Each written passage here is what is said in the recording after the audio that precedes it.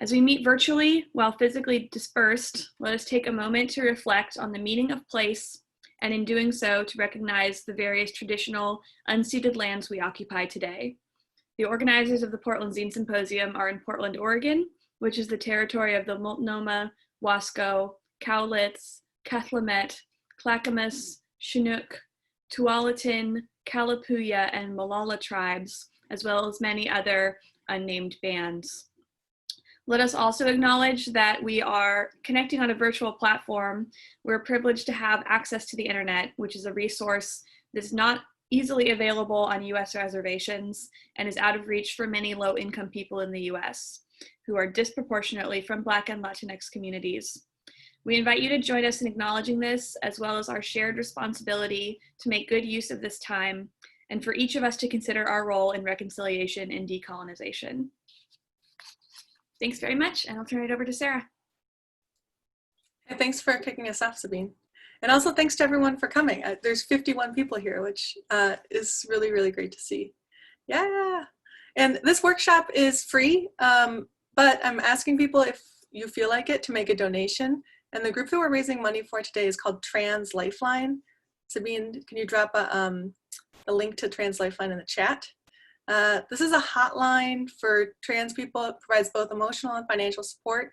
And trans people are especially at risk during this pandemic from unemployment, underemployment, and the Trans Lifeline is there to help. So if you feel like giving a donation and you're able to, kick some money towards the Trans Lifeline as part of this workshop. I made a zine for everyone to download and print out that like sort of recaps this workshop. And Sabine, can you drop that in the chat? So if you have a printer, you can download this, print it out, fold it up, and make your very own zine to take home from this workshop.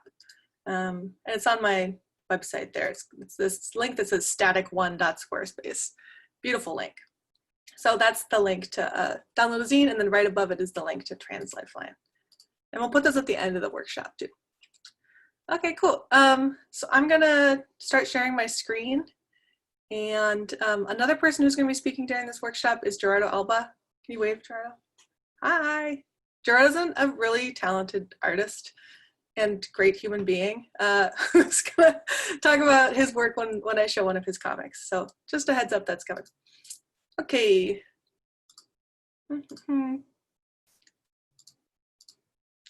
Okay, cool. Can everyone give me a thumbs up if you can see this? Great, that's a lot of good thumbs up. Okay, so just want to start off with who I am. I'm a journalist, I'm a zine maker, and I live in Portland. Been here since about 2008. I identify as cisgender, white, and queer. I use she, her pronouns. Like I said, during this workshop, I'll mostly do this presentation, and then we're gonna do a little activity at the end. During that activity, I'll answer everyone's questions. So if you have questions while the workshop is going on, drop them into the chat, and Sabine will collect them, and we'll read them at the end. So if something comes up while I'm talking, just type it up, put it in the chat, and I'll talk about it at the end. And Sabine will monitor those. So at the end of this, we're gonna be doing a little activity. Don't forget, if you didn't hear at the beginning, go get a piece of paper if you feel like doing the writing and drawing activity, and something to draw with, like a pen or a pencil. Cool. And there's the link again to Trans Lifeline. Okay, so I work as a comics journalist. I work mostly for two different outlets. One is called The Nib. We publish political comics and nonfiction comics, both online and in a magazine. And then I also work for Reveal, for the Center for Investigative Reporting. Reveal hosts a podcast that's on a lot of radio shows. And then also we have a website called revealnews.org. And right now we're publishing this series of comics called Invulnerable, Inequity in the Time of the Pandemic. That's illustrated by the artist T. Bowie. So those are just two places you can go and find nonfiction comics that I've worked on if you're interested. I want to say the first thing people always ask me about making comics is like, what do you actually do? And there's a bunch of different jobs with making comics. So you can be a writer, an editor, an artist, all these different kinds, doing penciling, inking, coloring, lettering, or a publisher. Sometimes I do all of these roles for my comics. I write them, then I edit them, then I draw them, then I publish them myself. And sometimes I'm only doing one of these roles. Sometimes I write comics that other people draw and then other people publish. Sometimes I work with artists who write a comic and then I edit it, which means I give like lots of feedback on the script and rework it with them, and then publish it.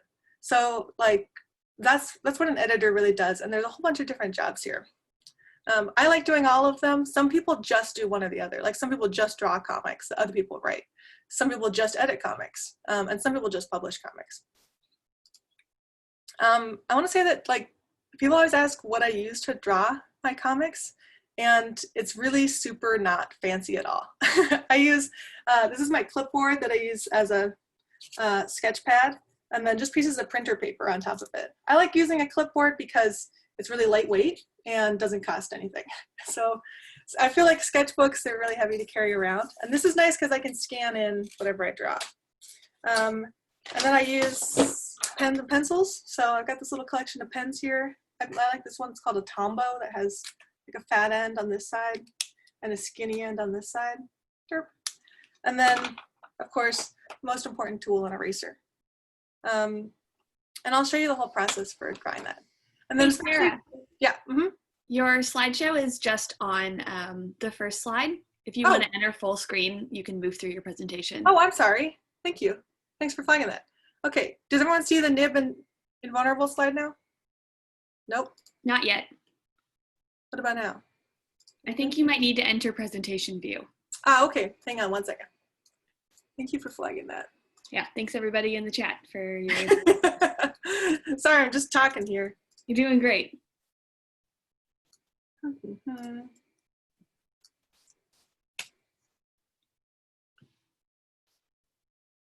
Okay, I'm gonna reshare my screen. Derp.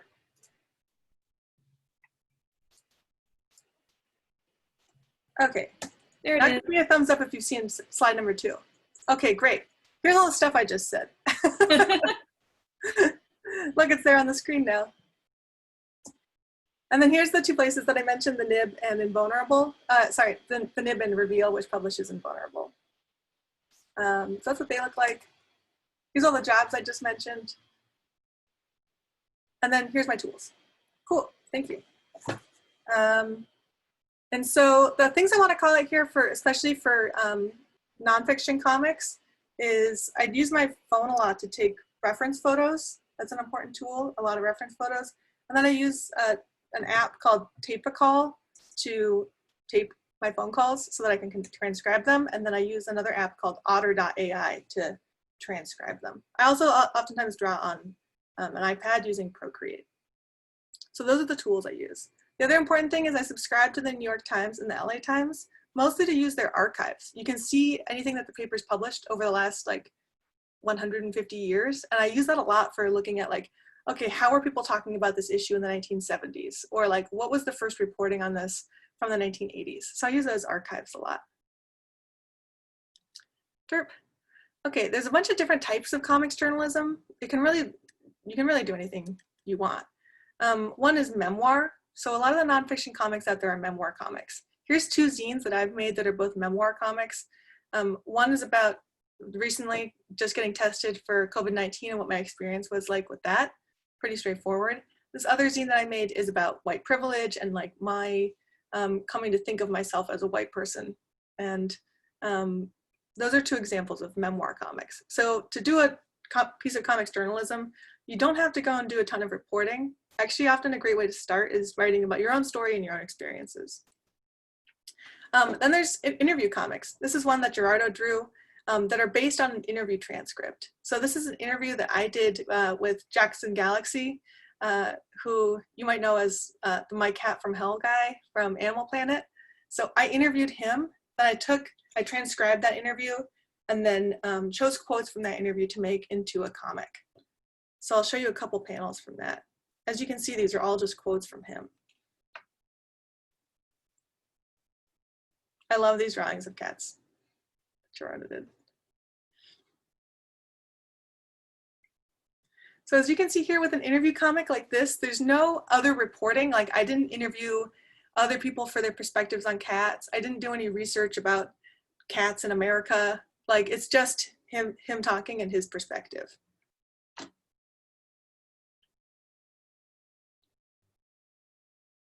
And this one is pretty light and funny, but you can also do interview comics that are about really heavy topics, really serious stuff, people sharing basically oral histories of their lives.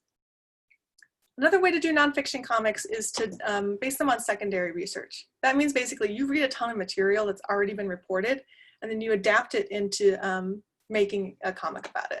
So here's a little comic I did about vote by mail. In this case, I didn't interview anybody for this. I didn't really do any of my own original reporting. I just read stuff that was already published and adapted it into a comic. So here's a little zine I made. Derp.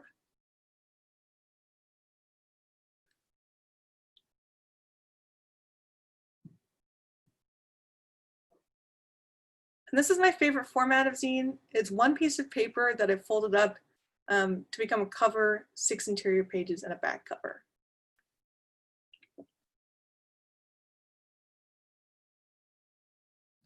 So as you can see, I did a bunch of research here on stuff that was already out there, and then tried to make it really accessible and engaging by turning it into a comic. This one has more text than I like. I usually try to do less text. Here's the last page. And I published this because there was a big debate of, obviously, if you've been following the news, you've been following this, about whether states should allow people to vote by mail during the pandemic. So I thought this was a really timely topic to cover and something new to add to the conversation.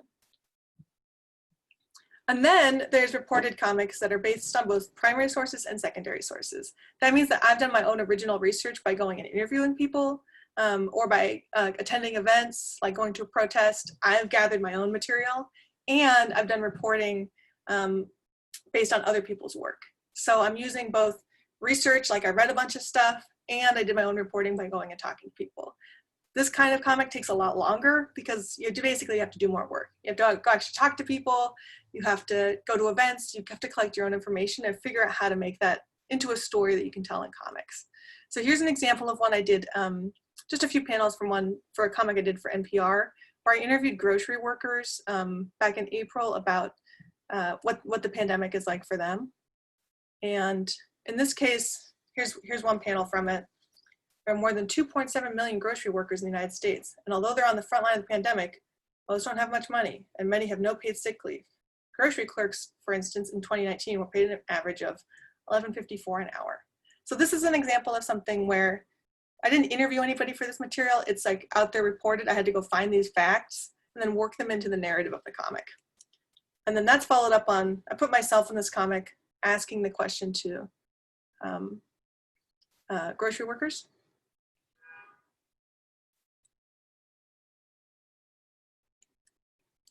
And then here's 2 of their responses. So these are based on interviews and a survey that I did of grocery workers.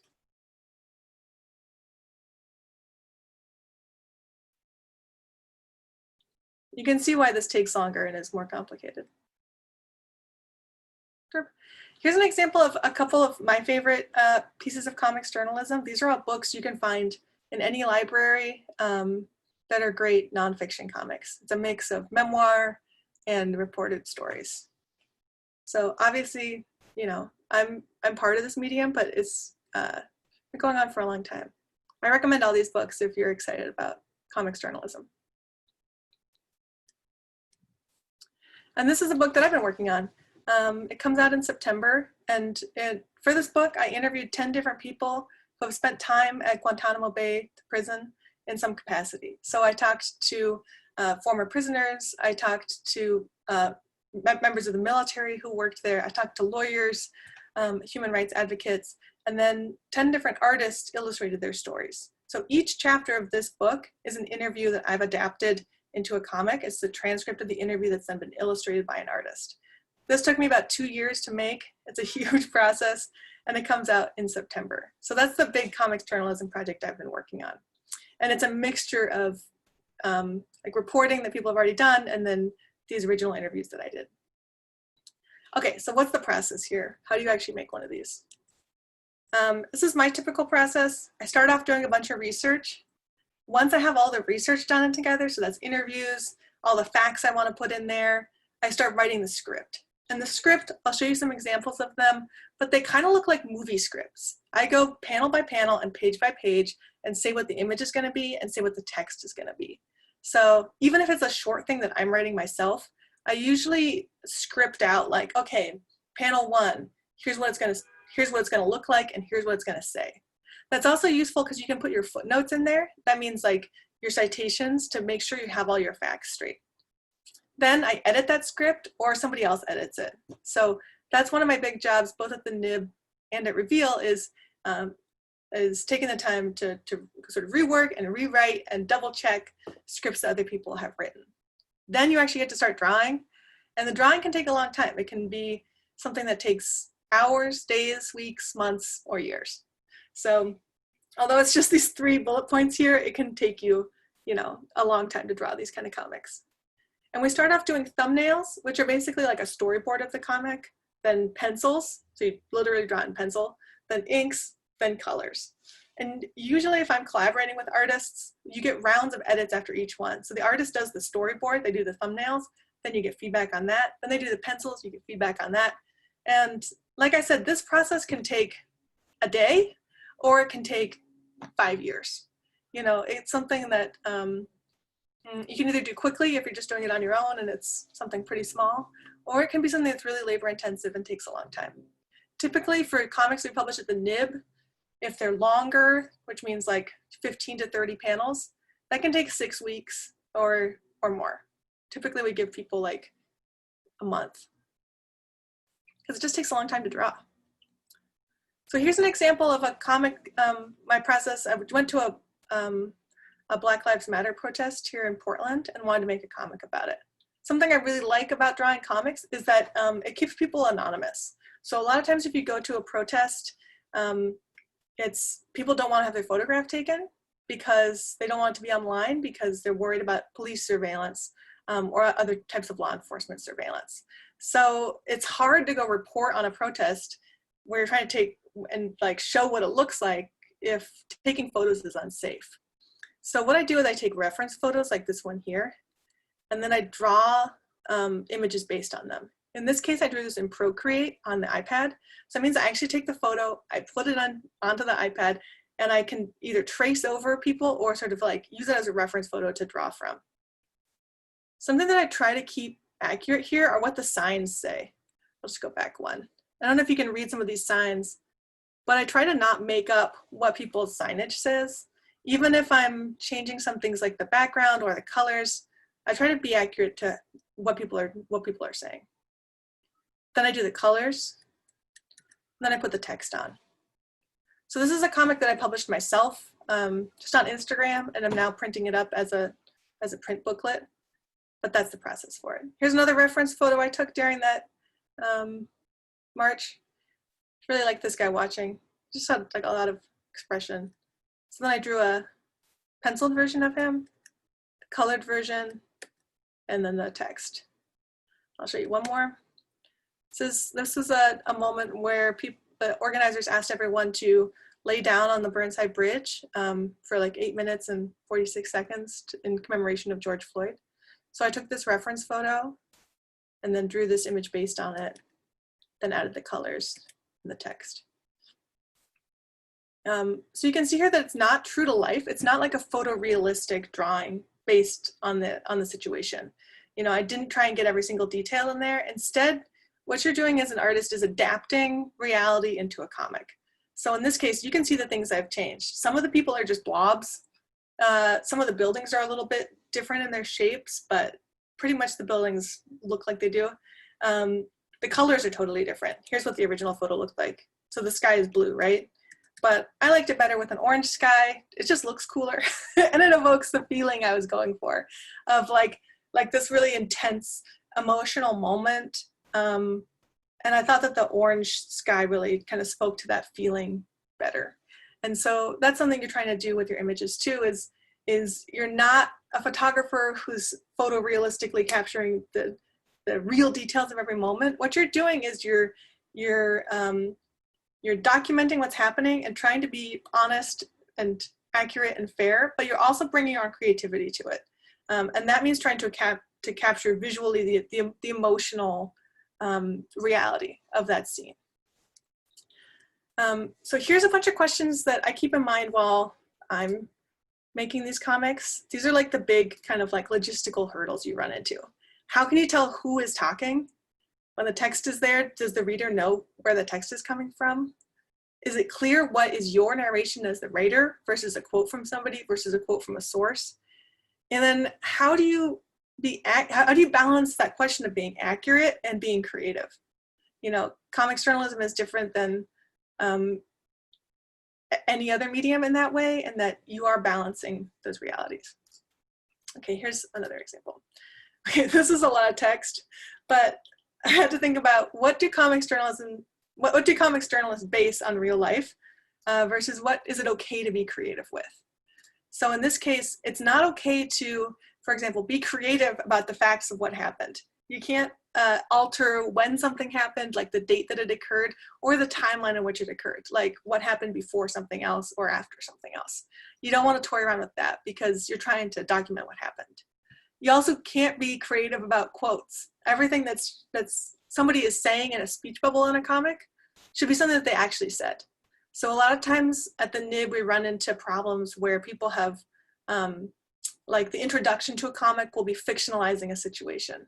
So somebody saying, okay, I want to introduce, this is a script that I wrote that got shot down for good reason, was I wanted to write about abortion restrictions. And so I had like an imagined scene where a woman like tried to go get an abortion in South Dakota and ran into all these hurdles from the laws that they have there. And the other editors at the NIB shot that down because they're like, if you're going to do that, you have to actually interview somebody who experienced those hurdles. You can't like make up a person and have them experience those things. So when you're writing a nonfiction comic, you have to be like, okay, here's like an actual person who actually said these things and actually experienced these things. We also really try to capture the way that people look. Although your drawing is cartoony style, you know, my drawings don't look like real people, they look like cartoons. But I try to capture like their skin tone, their hair, their body size, their age, and what they're actually wearing. So although it's all in my style, those things should be consistent throughout. And then clothing. This especially comes up for uniforms and like working outfits. So what does a doctor wear to work? You know, what does a nurse wear to work? What does a CNA wear to work? You know, what does somebody who's working at a grocery store wear? You know, you want to get those kind of details correct because it relates to how they're represented in the comic. So, you know, if the person at the grocery store is wearing a face mask or not, that's an important detail. If they're allowed to have gloves or not, that's a really important detail.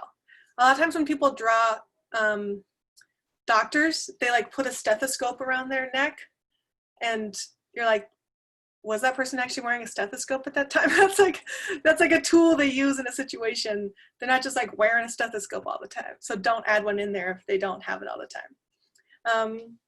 And it especially comes up with like, if you're drawing people in the military or police officers, I always try and get the details of their uniforms right because it can make a difference for the story, whether a police officer is wearing like riot gear or their like regular on the street outfit really makes a difference in terms of how the story is told. Another thing we try to get right whenever possible is the setting when it relates to like the significance of the story. So for example, if you're drawing like a teenager in her bedroom, you want to try and get the details right in the bedroom. You know, does she have like posters of bands on the wall or does she have posters of kittens on the wall? Does she have piles of laundry everywhere or is she super clean and tidy and actually everything is really well organized? Those kind of details, you can decide what to leave in and what to leave out as an artist. But you know, whenever I put in details, I try to make them accurate. And then slogans and signage. Like try not to make up ads or make up protest signs. I'll show you a bunch of examples. This is an example of a comic that I co-wrote and edited for the NIB about the 1918 pandemic. So I'll show you the panel and then I'll show you the script that it's based on. Okay, I'm not gonna read this aloud because you can read it. But basically we've got a scene in a barracks at an army camp in St. Louis. So the second and third panel.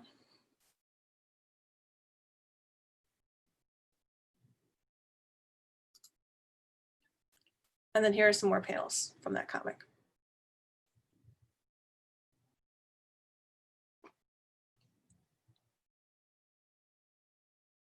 Okay, so as you're looking at this, think about the choices that both we made as writers and that the artist made here and how to show this story. I'll go back to the script. So here's the script that we wrote for this comic. We say the image, World War I, soldiers playing cards and smoking in barracks. Sorry. Nearby, a fellow soldier is on his bed, clearly very sick. So this in some ways is, we don't have like a photo reference for this. We don't have a photo of the barracks of soldiers playing cards and somebody being sick. But we know based on the research that there were soldiers at this barracks, one of them got the flu, and then the commanding officer banned them from leaving. So in that sense, you have to kind of imagine as a writer, okay, what would a bunch of soldiers be doing if they were stuck in a barracks? What would it look like to be a soldier in 1918? And what would it look like if someone's has the flu there? So this is our imagining of what that looks like. And you try as much as possible to base everything on the historical record, but you don't have photo references for all these things. So you can see here, you know, this is the artist sort of like trying to depict, okay, what do the uniforms look like? What would they be wearing? Probably like these white tank tops. You know, what would the boots look like? These are details that you try to base on reality, but you have to imagine to a certain extent.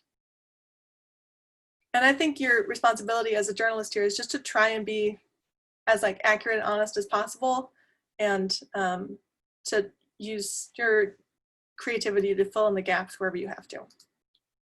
Okay, here's panels 2 and 3. So we know this congressman named Jacob E. Meeker held a big campaign stop at the barracks and then was dead a week later. So here are a couple reference photos that I found that I sent to the artist. I couldn't find a photo of Meeker's campaign. That's what I really wanted, was like a photo of Jacob Meeker's campaign. I couldn't find any. So instead, I got other reference photos of other campaigns at the time. This is a photo from Woodrow Wilson's campaign about that same time. So you're looking at like, okay, what would the fonts look like here? What would a campaign stop look like here? Probably there'd be like American flag colors involved, you know, hand-painted signs. And then on the left here, that's a photo of the barracks, which I thought that the artist might want to draw. So that's the St. Louis barracks where the guy got sick. Here's a photo, here's a couple other reference photos I got for the artist. This is Jacob Meeker. He's the guy who was campaigning, who then died. Another piece of, Jesus Christ, another piece of ephemera from the 1916 campaign, so that the artist can be like, okay, here's like the look that it would have. And then I got the actual newspaper that announced that the congressman had died. And so I thought that all these might just be useful for the artist. Maybe she would want to incorporate these into it in some way, or it helps like create the visual look for this piece. And here's what she did based on that. So we've got some American flag bunting, and then the text I think is really referencing the time. And here's her depiction of Jacob Meeker. As you can see, it's not like every detail of what he looks like, but she got his glasses, his body shape, his hair, and what he was probably wearing. You know, did his casket actually look like that? Were there actually roses or tulips at his funeral? I don't know. That's the kind of detail you have to just imagine based on like, here's how I think it would be. Okay, I'm not gonna read this whole thing, but as you can see here, we've got panels 5, 6, 7, 8, and I've got photo references stuck in there. Sorry, it keeps clicking forward, but I don't want it to. So we got panels 5, 6, 7, 8, photo references in there, and then I say what the image is gonna be for each of them, and what the narration should be. So narration in this case means like what the author is saying versus quotes from somebody. And here's some reference photos. These are such cool photos I found. I love these photos of people in 1918 trying to stop the flu. So when I see something like this newsy outside the theater with the big sign behind it, to me I'm immediately like, that's got to go in the comic. That's such a strong visual image that that's great for telling this story. I'm always thinking with these stories about how to tell them visually. So what's the visual story you're telling here? And photos like this really help.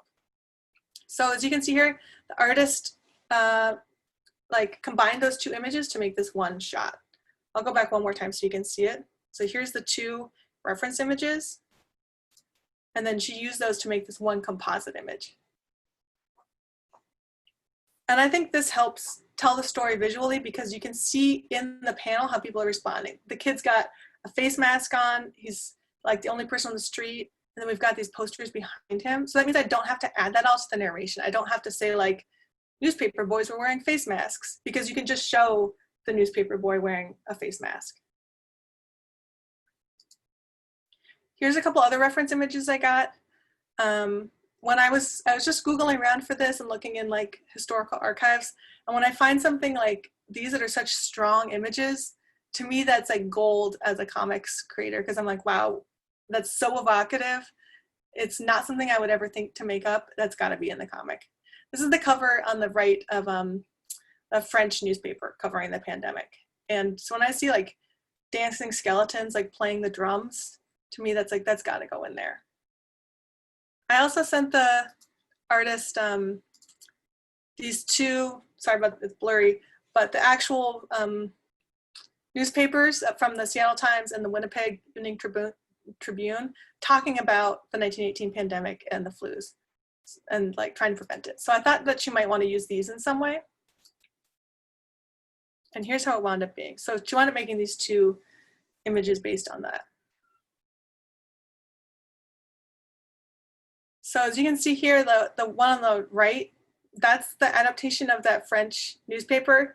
And then she didn't really wind up using the Seattle Times and the Winnipeg Tribune. They're behind that paper, so you can't really see them. Another artist might make a different choice, and that's totally fine by me. Whenever I'm working on a collaboration with an artist, I basically tell them what I'm thinking and like, hey, here's a bunch of ideas, and then they take that and they make it their own. So another artist might make totally different choices here. You know, they might make the panel on the right a huge panel so that you can see every detail of that French newspaper. They might make it actually like a wide panel that has 3 different parts to it so you can see each of those 3 papers.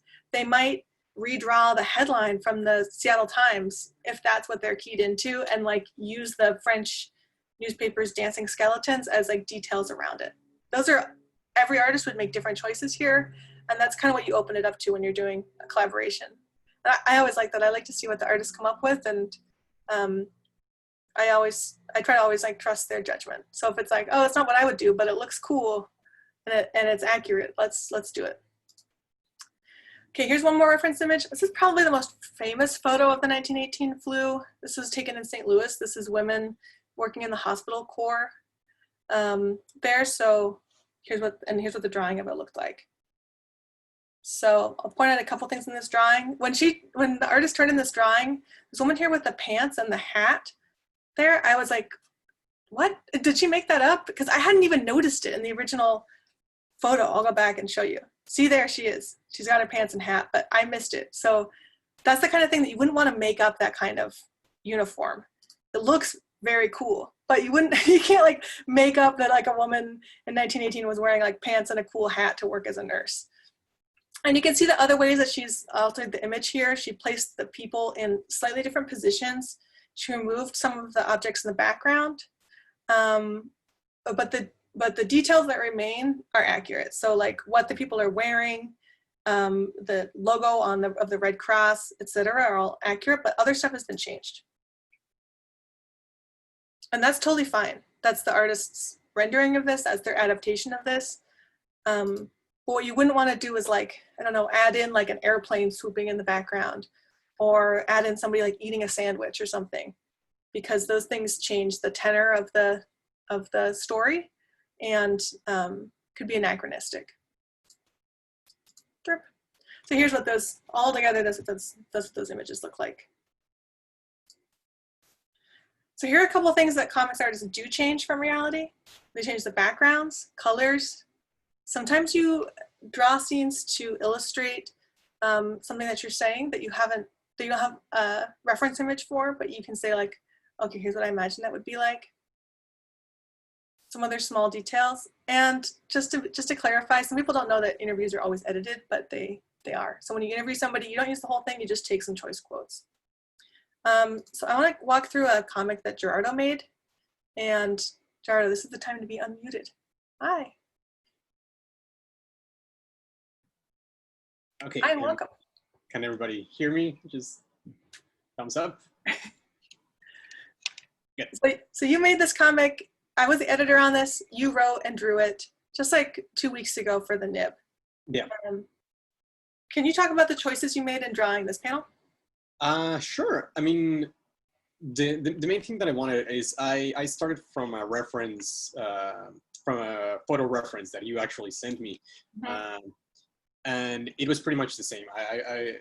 A lot of the points that you've mentioned with the signs and things like that, I didn't want to make up my own slogans, let's say. The whole comic is kind of about how it started because I haven't been able to go to any protests. So if I haven't experienced it from my real, like from my eyes, I didn't want to just make up stuff.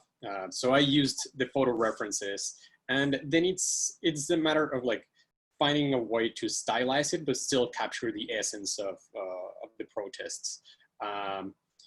So based on like even what you were just saying from the past slide, my starting point was to make everybody in the protests look as a diverse group. So that came with, I don't know, trying to reference what people were wearing, what people, their gestures, what type of sign. Sometimes it's like there's like little details, like how some people had an actual like poster board, and some other people like had just like a ripped piece of cardboard, things like that that inform a lot of the feeling of the comic. And then just like stylistic choices, like the color palette, for example, which I started from. I knew that I wanted it being on Latinx experience in relation to the BLM movement. I knew that I wanted a wide range of color skins. So that was my starting point. From there, I usually, when I'm working with a limited color palette, I usually like a warm tone and a cooler tone, just because they tend to make things easy to read. And then, my starting point from it was also like the Mexican flag. So I just took kind of like the red and the green, and then adjusted them to like something that I liked. So even though the reference of the Mexican flag might not be evident like at a first glance, it's still things that inform the look of the comic. That's so cool. I didn't know your reference was the Mexican flag colors. I thought you chose the green because of the surgical mask color, and then you worked from there. Oh, well, that then was a happy accident. Yeah, that's cool. And I think this comic is a really good example of how you've kept some things really, really accurate. So, for example, the skin tone looks like human skin tone, but then other things you've changed. So obviously the sky is not red behind them. Everyone's not wearing green. But I think as a reader, it's clear to me what is realistic and what's not. As a reader, I'm not like, wait, everyone was wearing green, you know? Like, I think, and I'm not sure how to express exactly, like. Yeah, I mean, sometimes what I found also is whenever you have crowd scenes or scenes that are very busy, if you keep everything with colors that are true to life, let's say, things that you take as something that looks normal in a photo, when you illustrate it, might sometimes look a little bit jarring or confusing.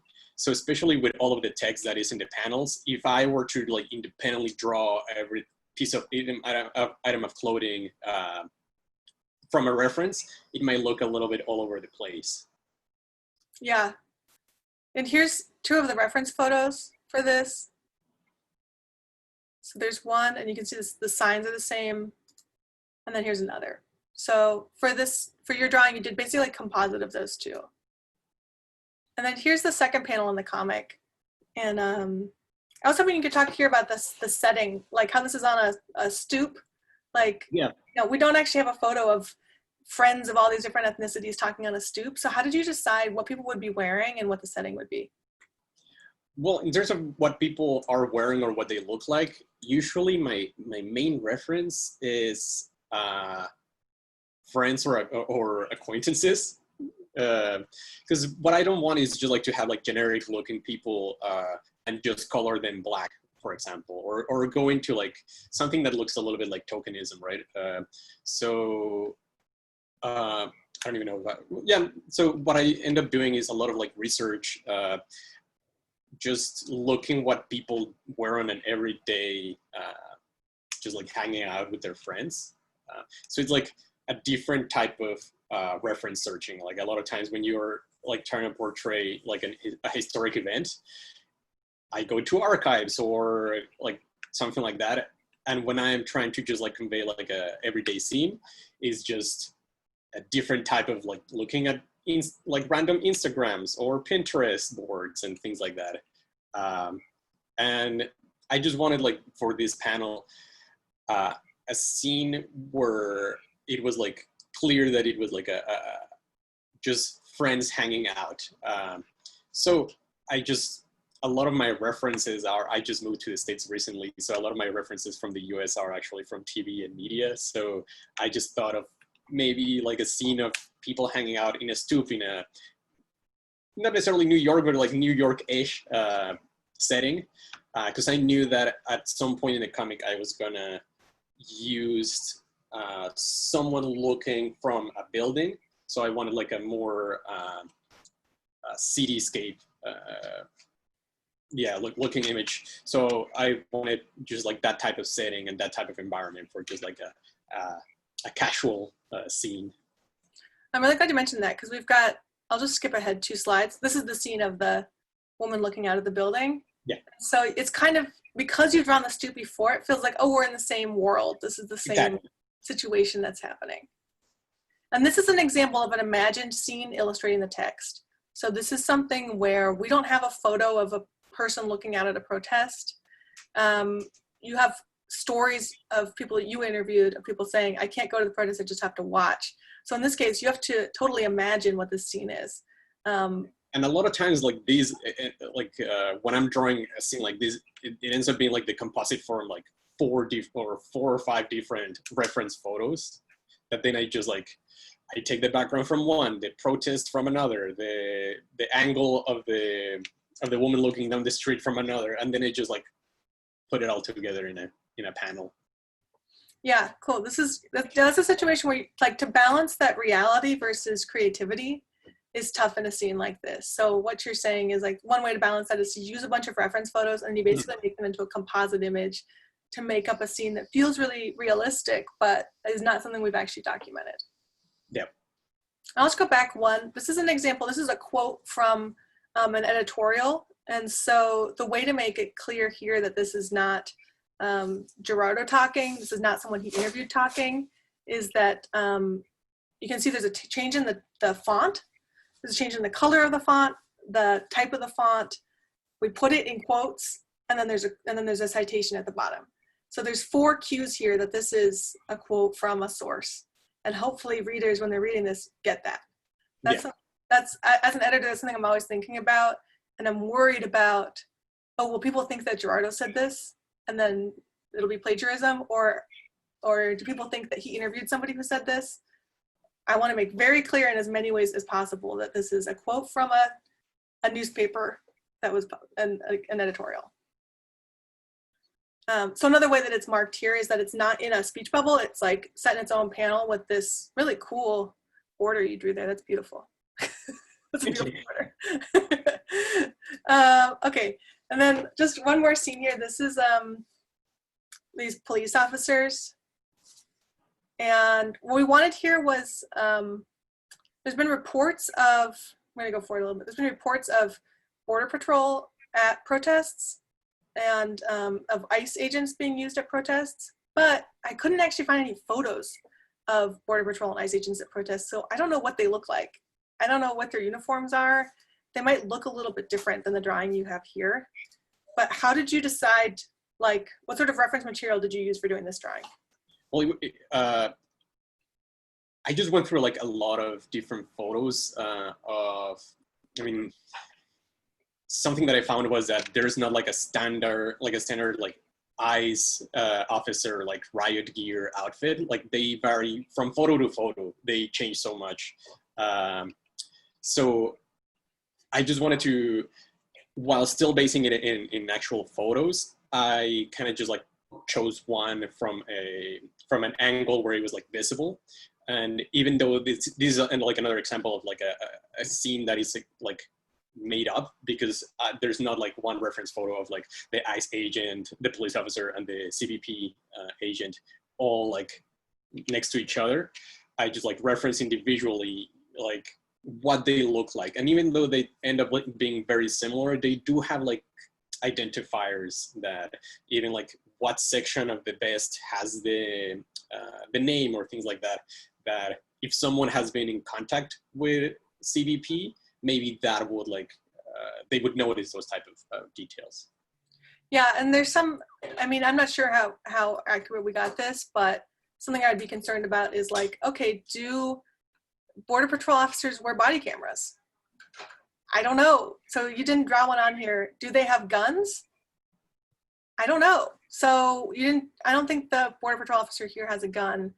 And instead we can see on the riot police officer in front that he has a gun, he has a body camera. Yeah. Those kinds of details, his badge is covered. It's a very nice detail there, drawn from life. So those are the kind of details we try to get right in a comic. But you just try and do the best job you can. You know, it's not, you can't be omniscient about this stuff. I think that's all on your comic there. Was there anything else you wanted to say about that, Gerardo? Well, the only thing, and it's something that appears in this comic, but also like piggyback like on what you were saying before, of sometimes when you interview people, if you are looking at them, something that I tend to do sometimes is just like take notes on what gestures they make, or also like take notes on what was like the mood, or like if they were angry when they said something, or if they were like, if they suddenly got excited, because that's something that is very easy to portray. Like sometimes in like doing comics, you have to exaggerate, and if you pick up on those things, it's very easy to convey the tone, which is sometimes hard to just read. So giving visual cues of that type of thing sometimes is like very, very helpful. Yeah, that's a really good point, like where their hands are, that kind of thing. I look at this reference photo here and I'm like, oh, you can see that their hands are like on top of the shields versus like holding up the shields. Those kinds of details are important. Yeah.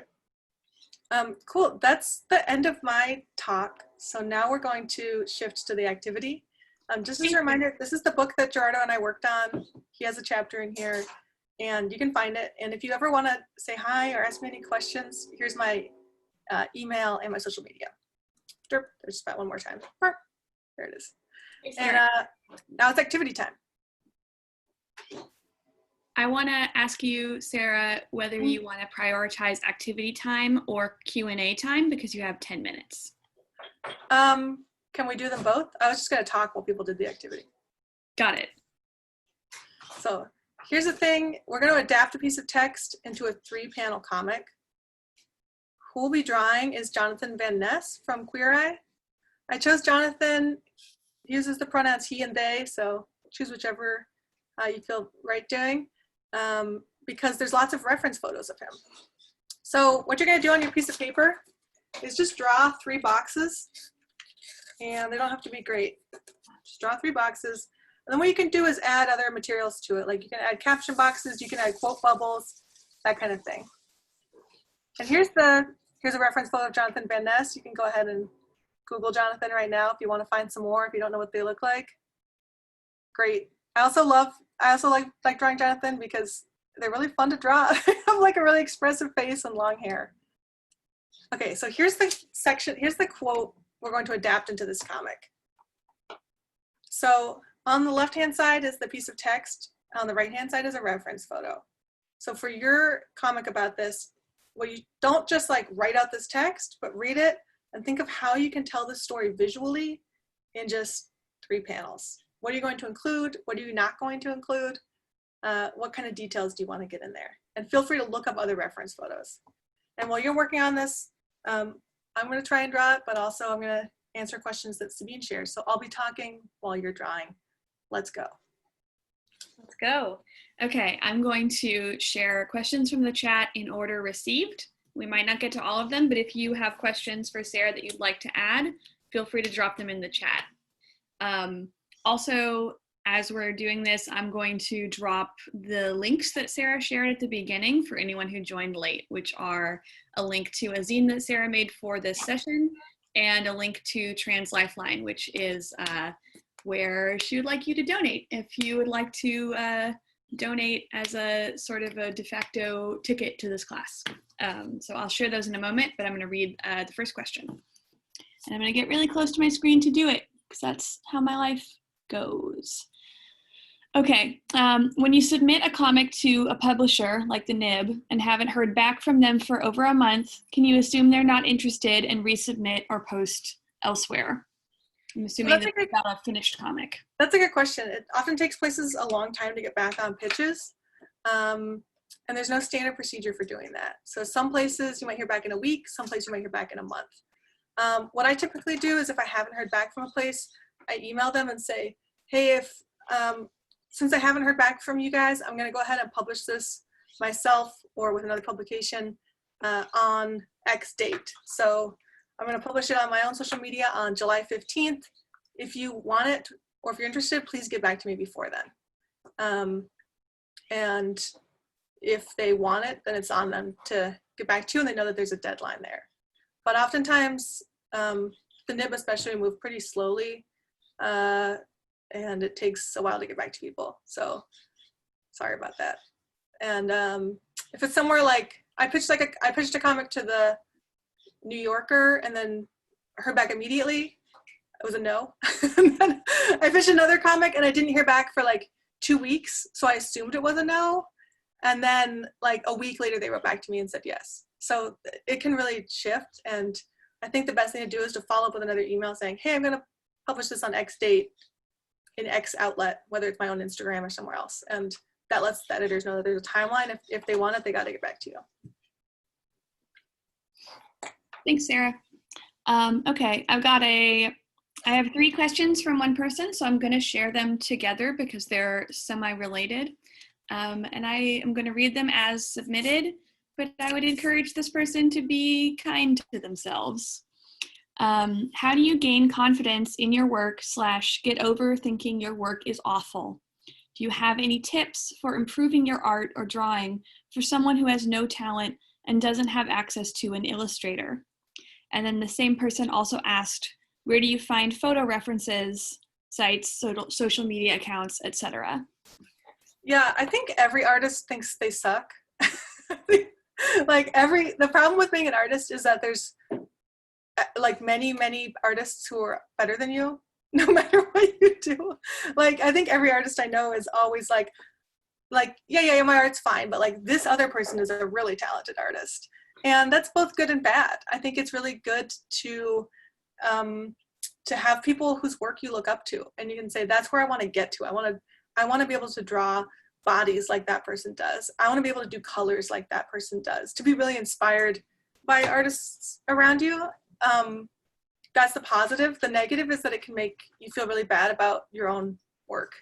And so what I try to keep in mind is like that everyone has their own style. Everyone's art looks different. And that the only way to become a better drawer is to do it more and more and more, you know? So I look back on the stuff I drew 10 years ago and I'm like, oh my God, it's terrible. And then I'm sure I'll look back on my art now and be like, learn to draw, you know? And so I think that everyone kind of has that self-negativity around it, and it can be both inspiring, but it can also stop you from making stuff. And so that's the other thing I would say is that it really matters less what your art looks like than the voice that you have and the story that you have to tell and the perspective that you're sharing. And so there are published artists who have multiple books whose drawings are like really scratchy and really raw. And the reason people love their work is because of the voice that they have and their perspective on the world. And so I don't think you have to draw in a certain style or, you know, or have the same kind of like ability to capture perspectives or bodies that some of your favorite artists probably do, if you have a strong voice and you have a strong perspective, that matters more than anything. So I would say think about the stories that you're telling, and you can tell them in blobs. You know, you can have a triangle talking to a square and have it be a powerful story. The artist Linda Berry writes a lot about this, so I would really recommend Linda Berry's books. Probably the best book about this would be called, I think it's called How to Make Comics. Is that her newest book? I have it. I just don't remember the title. And in that she has people drawing. She teaches classes and she has people draw in this style inspired by the artist Ivan Brunetti. That's just, I'm drawing it right now. That's just like hands, feet, and then faces. So it looks like this. You know, like that can be an expressive figure. You don't have to make it look super beautiful. If this person has like a story they can tell, then that will resonate with people. That's my advice. We had a couple of questions that touched on this, so I'm going to try to synthesize them. I also want to say that, like, I don't know, it's not, you don't have to not like your art. I think I decided I would like my art, and then I did, and that's allowed. Oh, that's great.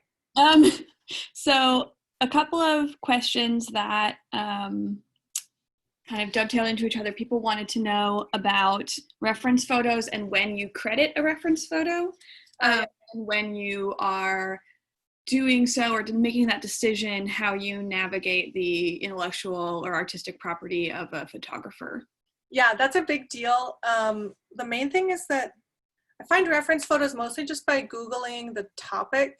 So like if I'm looking for like the uniforms that riot police wear, I'll Google riot police uniforms, United States. And then I also look on Getty Images and the AP Images just to find those reference images. So on gettyimages.com and AP Images, and I Googled the event or the person. So I'll look up like Richard Nixon, for example, or Richard Nixon in China. And then I can find an image of him at the, during the China talks. You basically are not allowed to recreate that image exactly the way that it looks. That's copyright violation. So you can't like draw exactly the image that you saw, but what you can do is adapt it. So you need to change significantly the way that it looks, which often comics artists are doing. So if you move things around, change the background, change the colors, make it basically your adaptation of an event based on that photo, I'm pretty sure you're free and clear in terms of copyright.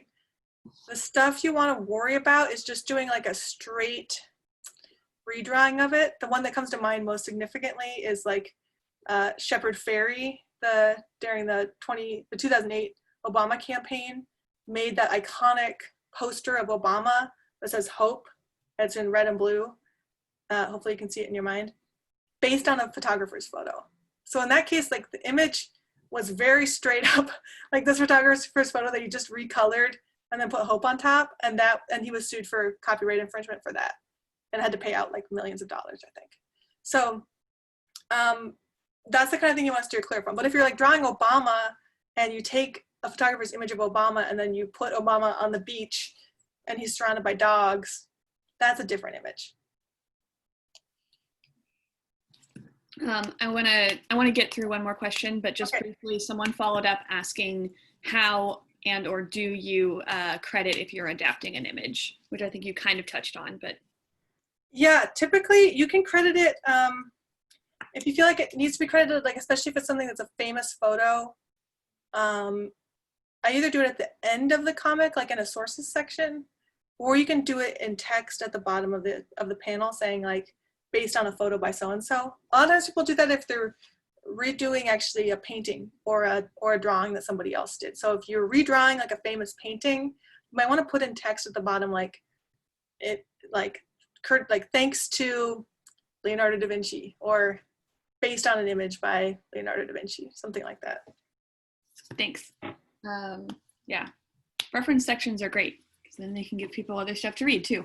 Yeah. Okay, so this is going to be the last question that we touch on, and I'm combining it with another couple of questions around getting started. So we have a question from a professor at the U of L or pardon me, a magazine contributor.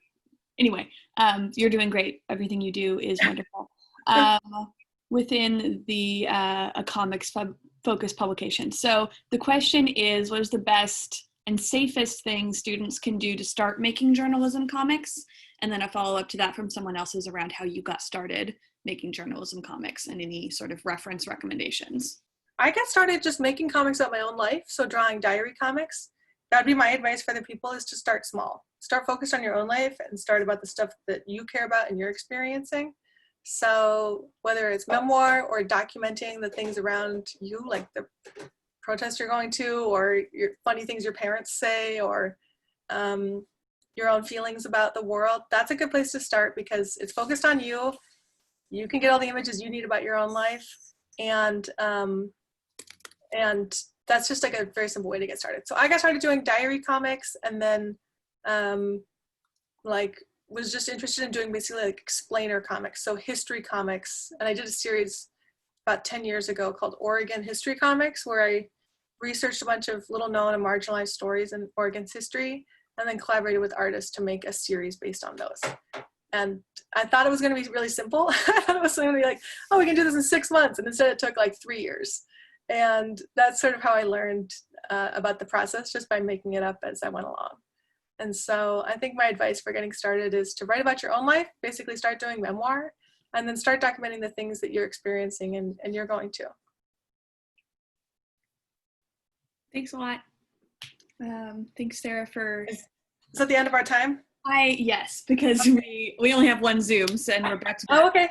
Well, I want, just for us to end, let's have everyone just hold up what you were just drawing. I'll escape from sharing my screen. And whatever you've made, just hold it up to the screen. Ah. Oh, that's great. Oh, I love those drawings of JVN. And if you want to, these are so cool. This is just a practice to see how it went, but if you feel like it, you can finish it up, post it on Instagram, and tag me or tag the Zine Symposium, and we'll be able to see what we made. This is so cool. Yay, I love it. Yay. Hopefully this was good practice for you all.